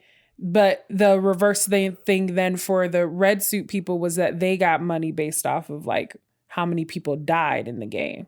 Huh. And so it was in their best interest that people died, that people failed, but they were obligated to be fair. So did they have like a training? Because they obviously had roles that everybody was supposed to know what to do. Right. Well, and it, like the big thing about not talking to people and stuff like that. So you don't reveal your identity. But they were more in, the only thing that left me still intrigued that I would be okay with learning more about the story is like what was their story. I don't care anything about the main character and his, I'm going to go back with my no skills on some taken ass shit trying to break down. That was so annoying. I'm like, go see your daughter. Why he dye his hair pink? Yeah, I was like, that was weird too. I was like, why? Depression makes people like, I'm gonna be a good dad and go visit my. No, I'm not. Psych. I am not. But like, I'm still trash at heart. I'm gonna find this place that I have no idea where it is. Right. And infiltrate this very exclusive club somehow. Right. With no skills. And I was just a bum. And I was just a bum a year ago. They know. Chauffeur That's ass. the thing too. Is like they know you're coming too. Like yeah. Like, he's the only person that was in they there that they didn't told show him like to get his back job. on the plane. Right. Yeah. Like, you're not gonna sneak up. Listen, and my husband was in there, Gong Yu. I fucking love Gong Yu. Which was so much. Oh, is he the one that at the beginning that was playing the game? Yeah, the that one was from Train to slapping Busan? niggas, and I was like, that's so funny. He's a good. My favorite Korean actor is Lee Byung Hun. So like the front man. Did you hear me? What'd you say? Okay, good. Of course. I mean, I have that's the recording. for. I was gonna say that's for y'all. Nope, it's good. I'm cutting it out. Of course. Oh man. So we can talk about Squid Game. We could do an entire episode on Squid Games. Probably should. Yeah. We should. We should. Call it Calamari Quest. Calamari Quest. Get out. Get out. Get out. That's funny. Get out. All right, Malcolm. What have you been watching? Because I know you ain't reading shit. That's like our long. This is what happens when Lance is not here. We just have random ass conversations. Super we random. need you, Lance. He reins us in. Go. What have I been watching? JoJo's still. Yeah, JoJo's still. Come on, Jordan. Let's go. Join me. I've already judged you. It's not, the judging is not going to get any worse. I told you when I get to Stardust, and it's like, this is good. That's good. Yeah. See, like just the first season is terrible. Me. You're gonna call it? You're gonna Stardust? All right, Stardust Crusaders. Spot cocaine. You said it's about cocaine. Yeah. Pause. No, it's not. Pause. Hey, yo. Stardust Crusaders in general. Pause. But continue. Sorry. Baki. Oh, you've been Baki's watching fire. Baki. I watched it. I finished it in a day. You know what? I've been Baki's wanting to 2 watch days. the was that Megalobox? They had that second yeah. season, the Nomad one. That looked good. But I hadn't watched the first season, so I didn't watch it. But yeah, Baki, it was okay. Yeah, it was just okay. You watched one on Netflix? Yeah, it's on Netflix. So this is it's the third part, but it's the fifth thing they've put out. Baki is so weird because it's like you said, like it's not in order. Like, because what they put on Netflix is like in the middle of the story, basically. So Baki is an old story, right? I know. So yeah. So so what do you mean by it's out of order? Because that tournament that they have on Netflix, that whole arc, whole tournament arc, is not like that's not the beginning of the anime. No, this is chronologically after everything that's already the old Baki stuff. Yeah, so that's what I'm saying. Is like they haven't done in any anime of like you really don't have any backstory of who Baki really even is almost. Well, you would have to know from the old stuff. From the old that's what I'm saying. That's why it's out of order because the anime doesn't start at the beginning. It starts like almost at the end, basically. Yeah, the anime is a continuation. The anime is a continuation of all the stuff. Oh, is that what it is? Because in the original stuff, he's like 13, 14, and now he's 17 going on 18. Right. It's Shippuden. It's Baki Shippuden. Basically. Okay. Basically. That makes more sense. Okay. I just thought they were like, that story? Nah. Yeah, so in this one, he kind of comes into, have you watched any of the other Baki stuff? Not. I'm not. I have no desire. I saw the art style of that. That's not for me. No, they don't do any of that after the first. The first one? After the first season, they don't do any of that because I think people are like, man. And they were only sprinkling it in every once in a while. Yeah. Is the animation style for me, is what I'm saying. No, you get the 3D-ish looking stuff. Yeah. No. Oh, they don't do that after. No, they sprinkle that in on the first okay. And then they stopped, which I'm glad. Okay. Because that made Kinshura, was it Kingura Ashura? That made that hard to watch. That was really hard to watch. Show was the whole show was like that, Yeah. So, it's it was good, but that made it kind of hard to watch. Yeah. Art style's not great. But yeah, Baki, I like Baki a lot. Yeah. Love the original stuff, especially the OVA. Yeah. From oh so long ago. From back in the day. Yeah, from back in the day. Old man stuff. But yeah, this was okay. they had its moments. The ending was really good. Yeah. But I hate that they make and this guy obviously likes boxers. Yeah. Because in the last arc had Muhammad Ali's son. And, Oh, really? Yeah. Who finished his dad's boxing style because the story was his dad couldn't perfect his style of boxing because he went to jail for not going to war. Oh, and Baki's dad gave him props for standing up and all that. So that like, gold medal straight and then in this one ocean. they had Mike Tyson. Oh, okay. So he must like boxing. Yeah. Interesting. Yeah. So gonna do George Foreman's grandson next. Right. George and Georgette and all that. How big does their ego have to be? I think that's it. Sugar Ray Leonard. It's gonna slip in there. Right. Yeah. You should. I think that's fights. it. Okay. Well, on that note, we can get into our topic for today. So our topic for today is Isekai as a genre, just as a genre in general. So we went over the questions in advance. I guess before we even get into the questions, well, I guess it kind of is one of the questions, but what do you guys think about the genre, the Isekai genre in general? I'll let you guys go first. I like to call them incel daydreams. That's what they are. That's what Isekai is because usually, like I said, when I talked about loving the truck-kun thing, usually you find out that the guy that got hit by a truck kind of deserved it. And one of the, it's like people that were, it's a double-edged sword, right? Because I started watching a little bit of Jobless Reincarnation because of this. So it's like a double-edged thing where there's a part of him that's very like entitled and felt like life should have given him more than what he got. And now this new life is giving him what he deserves, right? Life owes you nothing. Yeah.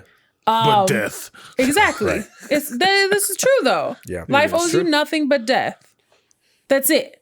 You live and you breathe and you consume resources and you procreate and then you die. That's the purpose of your existence. But you're a beautiful flower, people. Remember that. Okay. All right. You matter. Flowers do the same thing. Right. So when people behave as if life just didn't do them any favors. And it's not even like it. And I'm not saying this in like a bubble as like someone that's been like, oh, my life has been so privileged. And like, I've never really known struggle or anything like that. It's like, hunger? No, I've had struggle. I've had trauma, all kind of stuff like that. This is not the platform to go into that sort of thing. But what I'm saying is that when you like, I don't know, I've always been the type of person that's been like, understanding how like deeply flawed and finite people are, and the idea that like we really don't deserve anything good that comes to us. All good is blessing, if that makes sense. And like every bad thing that happens to you, it's not like you didn't deserve that, if that makes sense. Like you don't deserve anything, good or bad, period. You exist. And you just exist, if that makes sense. I don't know. So for me, the whole premise of like these guys that die in their lives that they were unsatisfied with and then get a second chance at life that they don't really deserve because they didn't do shit in their first life. It's that the premise of Isekai is the problem. It's partially like a commentary on escapism. Yeah. Where it's like I could never do that. Now, one of the things about like you do it all the time. I know. So one of the things about Jobless Reincarnation is that he is like severely bullied in high school, and it gives him social anxiety, which is part of the reason why he never like left his house. But he also ends up having like this objectifying thing that he does. He's a baby pervert, which is very disturbing to watch. And then never in your life do you think you're going to see the baby do the pervert panty thing on their head, he does it. He takes the maid's panties and he puts them on his face. And I'm like, why is this happening right now? But he's supposed to be like an adult in a baby's body. It's a whole thing. Anyway, that type of behavior is very much like, how do you find don't deserve these a second chance. Every time you bring up a show you watch, it's some shit like this in it. Yeah, every time. Because I am adventurous. That's not adventurous. But for me, something like, so I will still watch. That's a pattern of behavior. I'll still watch Isekai because I kind of like, sometimes you can watch stuff and you have the kind of filter that lets you kind of look past things. Yeah. So like I can look at something where there's like just a glare, like Fire Force. I fucking hate Cat Girl in Fire Force. I fucking hate her. I love Fire Force for the story that it has, all that kind of stuff. This type of person that I am. I can watch something even if it has something in it that offends me deeply. Offend or you just don't like? Yeah, both. Right. Question. Yes. Is Tokyo Revengers Isekai light? I was just kind of thinking about that too. Well, that's the other thing. Like ReZero is an Isekai, but he doesn't die. He doesn't die. He's just transported to another world.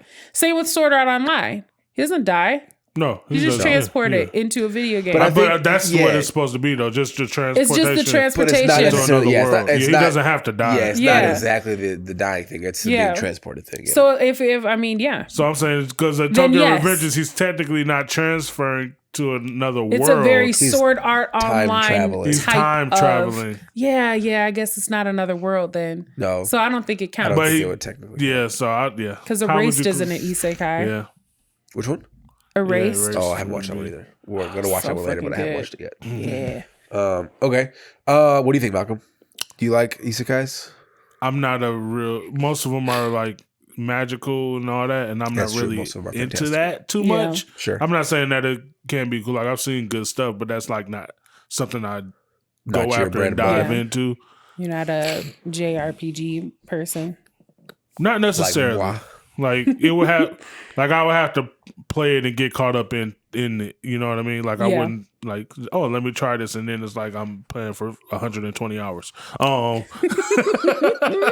It's pretty good. I'm about a quarter of the way done. Quests?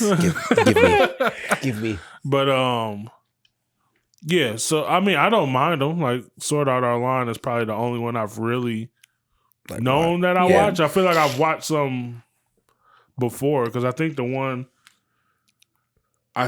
the show I've mentioned this vaguely a couple times, the show that does all the video game, the old console war between Sega and Nintendo, I think that's an isekai. I think I know what you're talking about. Yeah, I think it is. I think that's an isekai. I'm lost. But yeah, I've seen. So there's an anime. It's on Crunchyroll. I forgot what it's called. The world he in plays out the Sega versus Nintendo console war. So like Mario's this like super powerful general, and like the guy is like sonically super fast. So all the characters from that era have a representation in the anime, and then they're warring factions or whatever. Okay. So that's hilarious. Yeah. So I think I've seen a couple of those types where they're transported to the world, but yeah, outside of that, I'm not really into like the magical stuff, so I kind of stay away. Restaurant into Another World.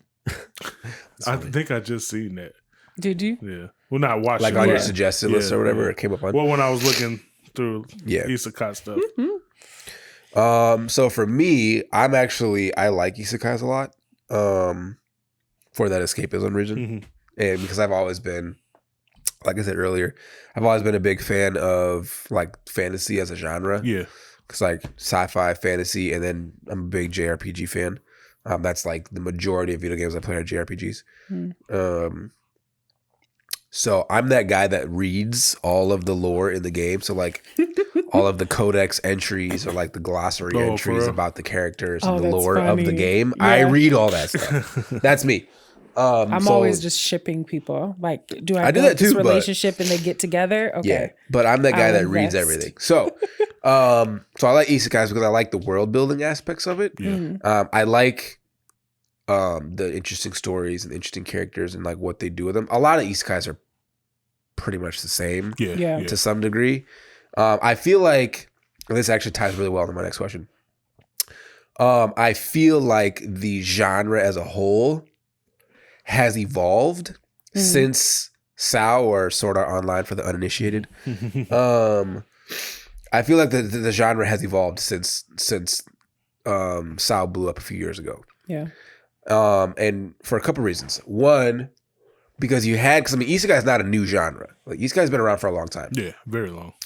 And so there's been a lot of old, like classic isekais that have been good, and there's been a couple here and there. Like as a genre, there's not a lot of like, bam, this is a classic. Yeah. But there's been a few here and there that would fall into that status. But for me, I feel like since SAO, there've been a bunch of them that are really good that I would put on like into the tier of like best currently running animes. Like ReZero. ReZero is probably ReZero and That Time I Got Reincarnated as a Slime are the two most popular isekais right now. Yeah, they are. They are. And they're two of the most popular running shows. Very true. That is true. ReZero less so than Reincarnated as Slime. Yeah. But the thing is, like, they're both very, very different, like, in how they approach the isekai genre tropes, all the tropes. So, because the slime protagonist is also like OP. Yeah. Where Subaru is not. Right. And then, like what you said too, like, so on ReZero, Subaru doesn't actually die, he's transported. But in Slime, he is actually killed in his real life, and he's transported. So then, obviously, with Slime, you have that whole trope where, like, the protagonist is OP from the beginning because of how he dies or because whatever. Yeah. Like you said, the idea of did they deserve a second chance kind of a thing. Whereas ReZero is just dark as hell, which is great. ReZero be fucking me up, man. Yeah. That's why Lance be like, I had to take a break. Yeah. You know, watch it in like it's like fantastic. Pieces. Yeah. Like, so, and it's cool because even though they're the same genre, you have a lot of the same themes, you have such a different tone. You know, where That Time I Got Reincarnated as a Slime, very lighthearted, lots of comedy, like good action, very, very good character building, very good world building, very, very different tone than ReZero. You know, ReZero takes a completely different tone where it's great world building, fantastic characters, super dark story, super dark themes. So how do you guys feel like SAO impacted the genre as a whole and put isekai, or like how do you guys feel like it did put isekai on the map for people that didn't watch or don't watch isekais? I feel like SAO was like, I think it's one of those things where every genre ends up having like its moment in the sun where people are like, oh, like you have like what Sailor Moon, like, because even like where's like Card Captor Sakura or whatever, but Sailor Moon really like put magical girl anime on the map where people are like, oh, this is a thing. I think that SAO, even though it wasn't, I don't think it was the first like isekai anime that was available to people. It was the first one that people were like, whoa. And it's like the first time that concept was done. And it was a very interesting and engaging concept, especially because it came out in an era where people were starting to talk about the idea of like being able to get in your video games and VR and stuff like that. And so it was like this like extreme take on like, you're not just in the video game, you're in the video game. Yeah. What? Well, that was the first online game, really. Yeah. What? The first like big like kind of MMO-ish. Oh, was it? The Dreamcast. Oh, Dreamcast. True. Yeah. That was like the first like online game that blew up. Oh, that's true. Yeah. The Dreamcast. And I did not know that. The OG console. Yeah. But I think that it was one of those where it was a good enough concept. It's the benefit of being old, you know shit. You know how it connects. It was a good enough concept to draw people in that had never even given the genre a chance before. Yeah. And I think that that's kind of what matters. So then you end up getting all these people that come up with like more and more like interesting takes on it. It's the same type of world. Like the mechanics are the same. The idea of mages and fighters and knights and everything's always like old, like British Middle Eastern times for some reason. Always. And there's like trolls and all of the kind of stuff. All of that stuff is like almost the exact same in all of them that I've ever seen. The difference is just like different concepts or mechanisms within it. How this person is in this world is the thing that's different. So you have ReZero where he dies, or Konosuba, I think is like he gets to pick a thing to come with him, and he picks the goddess that was with him there. You have like Jobless Reincarnation where he's born as a baby in the new world and has to like learn everything from that, but he still has the consciousness of an adult, so he's just better at it than a lot of other people. Like different, like they have these different takes. And so I think that Sword Art Online was kind of like the catalyst for being like, you're not just going into a new world, but there's always these like little nuances that help the main character. And then we got solo leveling. So there's that. Well, that's not. I think Sword Art made it's it not really easy, digestible because like anybody walking in can get the concept. Oh, he's just in a video game, so he can. All this fantastical stuff can happen. And kind of softens people up into just accepting if somebody transported another world and there's all this magic stuff around or whatever. It's understood if you get transported to another world, it's going to be that it's magical. world. It's a magical place. Well, here's one thing I will say about Sword Art Online, solo leveling, because I'd made an offhand comment, but there's a deep-seated kind of like, I mean, in that, it's not an isekai, but the mechanics of the dungeons are like being transported to another world. So it feels like mini isekai-esque episodes in that. But that's beside the point. Shout out to the original isekai, Wizard of Oz. Get out. You mean Alice in Wonderland? Alice in Wonderland. Whichever one came first. Which one came first? I don't know. I think Alice in Wonderland did. Yeah. The book did. Isn't that one of those old timey fairy tales? Alice in Wonderland. Alice in Wonderland is a book on quantum physics. What? Yeah. Is that one of those like Winnie the Pooh is based off of mental illness or something type of thing? Well, no, like the guy literally wrote it, and everything in is a quantum physics concept. Oh, okay. Yeah. Like the caterpillar's whole thing and the Cheshire Cats. Okay. But it's the Mad Hatter. I gotta look it up again. Oh, okay. Send me that article. That sounds interesting.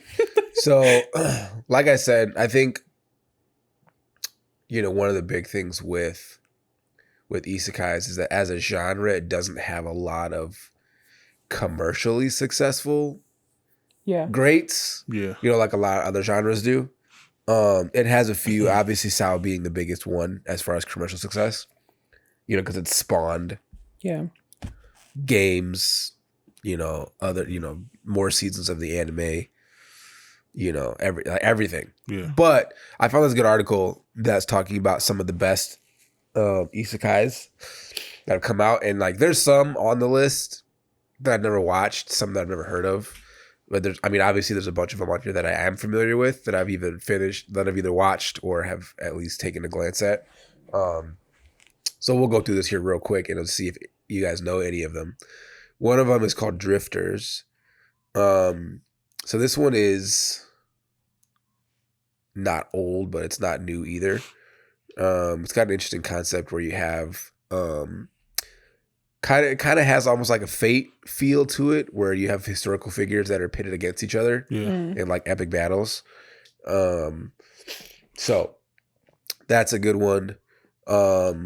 This one I've not watched, called The 12 Kingdoms. It's based kind of on Chinese mythology. Okay. I haven't seen that one. So I haven't seen that one. It's called 12 Kingdoms. So that one sounded pretty good. This one is pretty well known. The Boy and the Beast. It's like, I didn't watch it, but I know exactly. Yeah. So that one I feel like most of us are at least familiar with, especially if you like saw the two characters. Like you'd recognize the characters even if you haven't watched the anime. Yeah.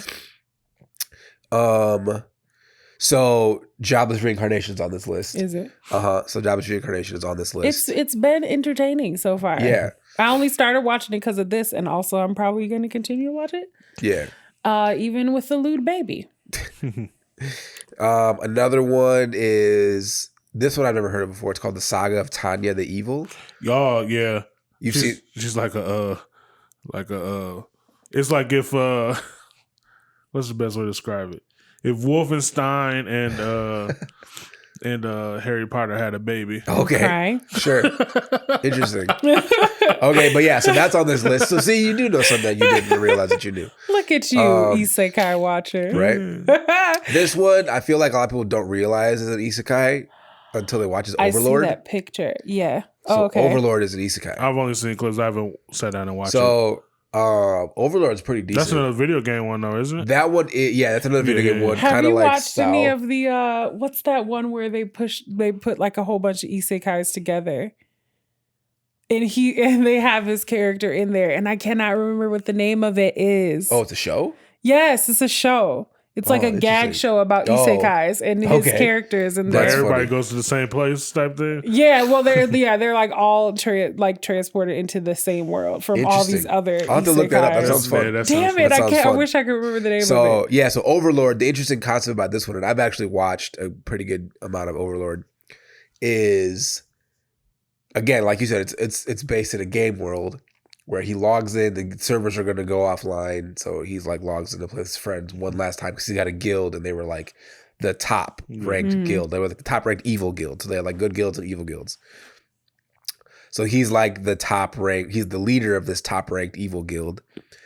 And so he logs on one more time before the servers officially go offline. And then a handful of his guild mates get on. And then a bunch of them don't show, and they had this planned meetup to like say one final hurrah kind of before the servers go offline. Yeah. So then the guild mates start logging off one by one as the countdown is counting down. And then he's like, well, I'm going to stay past the countdown and then I'll log off. Stays past the countdown, gets trapped in the world. So it gets trapped in the game. So then he's like, okay. So then it takes him a second, but the hilarious part about it is that so each of the characters or each of the guildmates had created a character that was part of the guild. So like somebody created a character that was like madly in love with him, like the demon girl, whatever. I forget her name, but so then they had like created, like basically coded these characters to have personality traits. So then as he takes them, when the game becomes real, all of these characters basically take on those traits that they had programmed in the game. Okay. So then he's playing it and it becomes real life. So it's pretty fun. Yeah. It's got some good humor. It's got really good action. And then of course Kotosuba's on the list. Yeah. Like you mentioned, Kotosuba. So Kotosuba is, and I haven't watched it at all. Cooper's been telling me I need to watch it. One of my least favorite protagonists. I hate that guy. It's funny. So apparently it's one of the best one when it comes to like comedic tropes. Okay. Yeah. So apparently it's got really, really good comedy. So it's on my list. All the fan service. That's what I've heard. But apparently it's super funny. So obviously that time I got reincarnated as a slime is on here. Fantastic world building. It's the slime thing. I can't get it. So until someone makes the slime thing make sense to me. So where did it come from? I'm gonna try. So where did that come from? Robin Williams. Shut up, Malcolm. Stop it. The idea is that the slime is the weakest monster in their world. Why is there slime? Because it's like basically like the same reason that there's ogres, I assume. Yeah. It's like your starter monster that you fight. With ogres. Is there a lore with slime that I just am not aware of? Where did they come from? Ooh, research time. I mean, there's all kinds of games that have sentient slime monsters. Like, have you ever played Final Fantasy? Like, no. Every game? What? No, I haven't. I wasn't a PlayStation kid. I was a Nintendo kid. They don't have Final Fantasy on Nintendo. No, they don't. But I mean, if you've played a JRPG, you've played a game that had slime monsters. Like, come on. Yakuza does not have slime monsters in it. Okay. Neither does Fire Emblem or Persona. Persona actually does. Does it? Yeah. I have not gotten you do that have part. slime type enemies. Anyway. So one that's on here that I would not have actually thought of being an isekai. Ditto is a slime. I can see right. Okay, Inuyasha. No. Yeah. Yeah, I seen that on the list. And I'm like, is it? I don't remember. I guess technically she falls into a well, but it's time travel, isn't it? Unless, is it not? Does it end up not being time travel? No, it's not, because she basically is like the reincarnation of a different person, basically. So, but I guess with the way that, yeah. So I wouldn't have thought of it as an isekai, but I guess technically, when you think about it, it is. It's a good show. Sword Art Online obviously is on here. Yeah. No Game, No Life is on here. I don't know if you guys have watched it. I've never watched it, but I know where it is. So No Game, No Life is really good. I've heard it's really good. It's really good. So that one's on here as another one that's like a goat. The devil is a part-timer? So that one's on this list. So that one's great. Obviously, again, comedic vibes. That is hilarious. Didn't they come out with a season 2 of that soon? I think so. Yeah, I think it's coming out with another season. So that one's on the list, really high up on the list. ReZero obviously is on this list. And then the first one, which is actually one of my favorite animes, is Log Horizon. So if you guys have not watched Log Horizon, you need to. Okay. Because it's not just a good isekai, it's just a really good anime.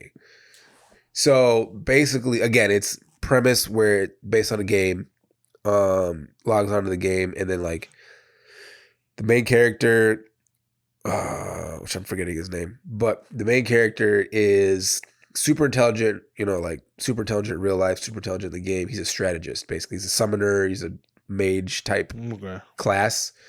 And he had this group where they were like the premier like raiding group. So like they would go around, they were from different guilds, like they weren't a guild, and he doesn't like guilds because he's like one of the most, he's the strongest unaffiliated character basically in the game. But he has like an aversion to guilds because he doesn't want to be part of one. And so he was the leader of this group that would just go around participating in all these super high level raids, and all these other members of the raids were part of different guilds. Yeah. So then he gets trapped in this game along with a couple of his friends who were part of that group. Yeah. So then as the show progresses, he starts discovering that more of his guild, more of these people were trapped in this game world as well. And then he ends up founding his own guild, which is Log Horizon. Okay. So then it's super good. Like the action's really good. The storytelling is fantastic. The characters are amazing. So that's one of my personal favorites. Like animes in general, isekai or not, it's one of my personal favorites. Shout out to Log the Matrix. Horizon. Not the Matrix. Kind of. Not quite that crazy, but right. But yeah, so I had a couple other questions, but where are we at for time so I can know? Oh, we are long. Yeah. So I guess I'll wrap it up with one final question.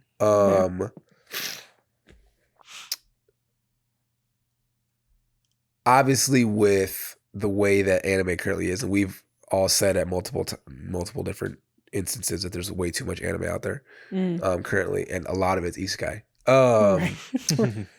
It is. Where do you guys feel like the genre is going now that you have really big hitters that are currently running like ReZero and that time I got reincarnated as a slime? Do you feel like the future is bright for the genre, or do you feel like with the inundation of stupid ass isekais that there's just way too many of, that it's going to kill the genre? Isekai? I haven't watched that one yet, but I've heard it's good. My brother likes that one. Yeah, I was going to say I've heard that one's good too. Like there's random ones like that I guess that's why when I always like there's something like it's for someone, even if it's not for me. Because I feel like some of these random isekais that come out are kind of like that, where it's like, that's not for me. But somebody likes that manga, niche. And that's why you don't got even watch an anime. it, so True.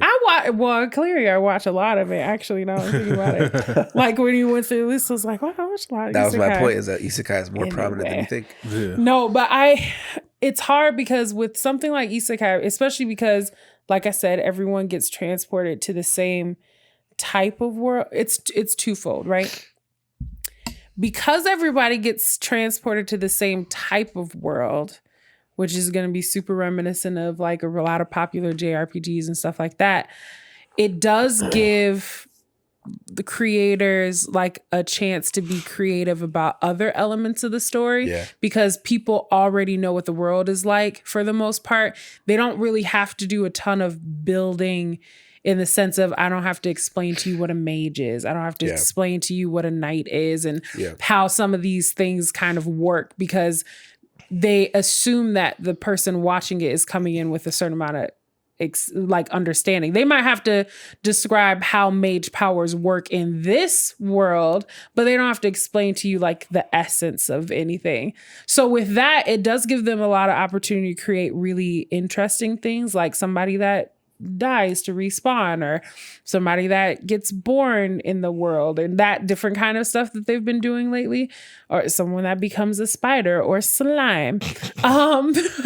So that stuff's kind of interesting. The other part of it though is like, there's only so many things you can do with the exact same world. Yeah, you got to start transporting people somewhere else. Not the ethnic isekai. Don't transport somebody into another ethnicity. We're watching you, Japan.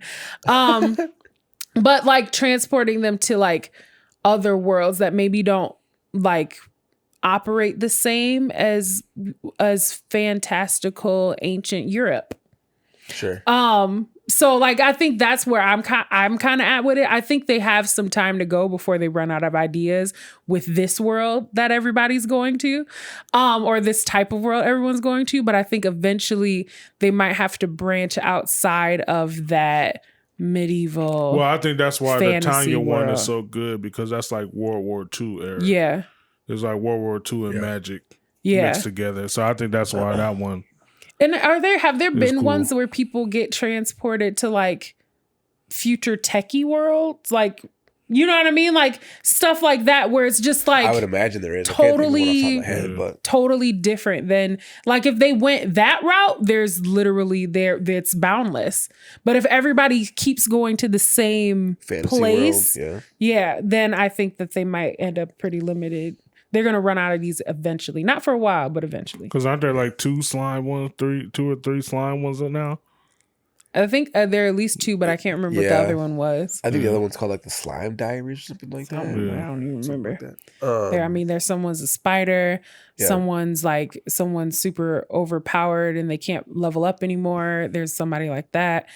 Have you heard about that one before? Yeah. I can't remember the name of it. But like, she's been in this world for like 1,000 years or something. It's like I maxed my level at 300 or something like that. Yeah, something like that. Yep. So then she just lives OP. She can't lose. It's One Punch Man isekai. That's hilarious. That's funny. But that's hilarious. Yeah. What do you think, Malcolm? Well, I think that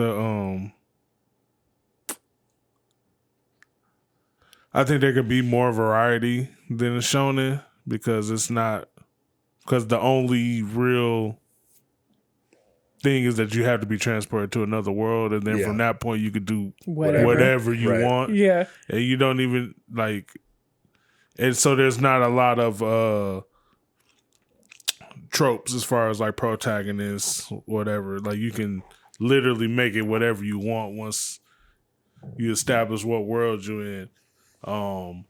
So I think it's only going to be more, and they're going to just expand. I think they're going to get past the medieval era, which is very why is that so popular? I mean, there has to be a reason. I was going to say something very. Go on. Like it has to be a reason, but is that what you're no, I was going to say because the world has a weird obsession with like Western society. In particular, their history. So it just shows up ancient everywhere, like especially after World War II. Yeah. Anyway. Well, yeah. I'm surprised they don't do more Japanese stuff. Like transport to another. Yeah. That's true. I'm really surprised they don't. And maybe that's because it's not fantastical for them. It's history. True. That's true. Yeah, they can't really play with it like they could with. Yeah, because then they have to do what like we end up having to do in some circumstances where it's like if we do something that's like close to history but not quite, we still have to maintain a certain essence of truth. Yeah, there's integrity. You do a time traveling thing, and but you got to get Galileo's shit right. Otherwise, people are going to be like, Galileo never came up with that theory. Kind of thing. You get the thumb warriors in Japan. That's funny. The keyboard warriors. That was not during that era in Japan history. Right. This is not period correct. That's funny. It's not real life either. So right. Yeah, you're watching a cartoon, right? Right. Right. That's what we could call it. Exactly. That's what we could do that. But yeah, now that you've read the list, that it's like, I've seen a couple of them. Yeah. Gate. I don't know. Is that technically an isekai? What, Steins Gate? Not Steins Gate. It's just called Gate. Oh. I don't know, honestly. Oh, I don't know. There's a couple of them that There's were a like... work in reverse. Can things there's come a into your couple of world them that are like then, isekai-ish that might not necessarily... Because I was thinking of when I was looking up questions and doing like preparing was like Dot Hack.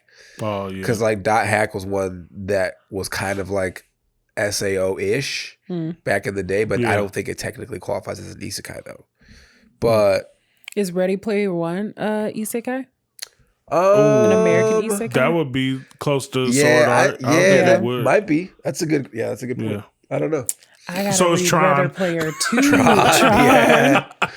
Tron. So then would Jumanji be an isekai? Well, just for Robin Williams' character. Yeah. Oh, the new ones. The new ones. Yeah, because they went into the game. The new ones are exactly what isekai. Yeah. Wow, because they have the same Hollywood's isekai. Yeah.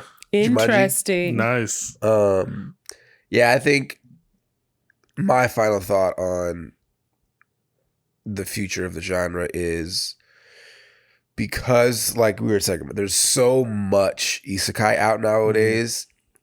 And a lot of it falls, like you guys were saying, like in the same vein, like in the same kind of setting. Yeah. You have to have a really, really, really innovative concept to be commercially successful in these guys genre nowadays. Yeah. So like with ReZero, and that's how I got reincarnated this line. With ReZero specifically, super dark storytelling, way darker than your typical anime in general. Yeah. Way darker. Yeah, that give people nightmares. So you have obviously the super dark themes. You have the just the gruesome deaths. Yeah. And the fact that there's like a super real sense of peril in his existence in this world which doesn't exist in most other, with the exception of like Sour. Like, okay, well, you die, you're dead. So don't die. And now he lives with the trauma of each of his deaths too. Yeah, and like he just one time breaks. He dies so many times, he's just like he breaks. People are like, "Are you okay?" And he's like, "I'm not fucking fine, but I cannot tell you that I keep dying." Yeah, exactly. Yeah. So that one. So and then with obviously with Slime, you have just a super super well built world where you have like all the main characters are monsters, which is not always the case, which is becoming more common, like with the Spider one and a couple other ones. So you have innovative concepts inside the same kind of fantasy, medieval weaponry, magic, and swords world. So I feel like for the success of the genre going forward, you're going to have to branch out from that, or you're going to have to come up with a really intriguing story that's not just your general run-of-the-mill, oh, hey, I got hit by Truck Coon and now I'm in the isekai world. And I'm just playing in the sandbox and collecting my harem. So you're going to have to be more innovative than that. That's why I got a trucker shortage. They're too busy running over people. Transporting them. We're going to have to get like some Truck Coon merch. Get out. Oh, I do want a little. I want to. So we always You talk want a about little like truck? one day when we have merch. Yeah. Yes, I want a little like You want to chibi just put the truck. idea Yes. out there so Yes. so somebody It's sees gotta- this and steal yeah. it. Well, my profile picture right now on this is beside the point.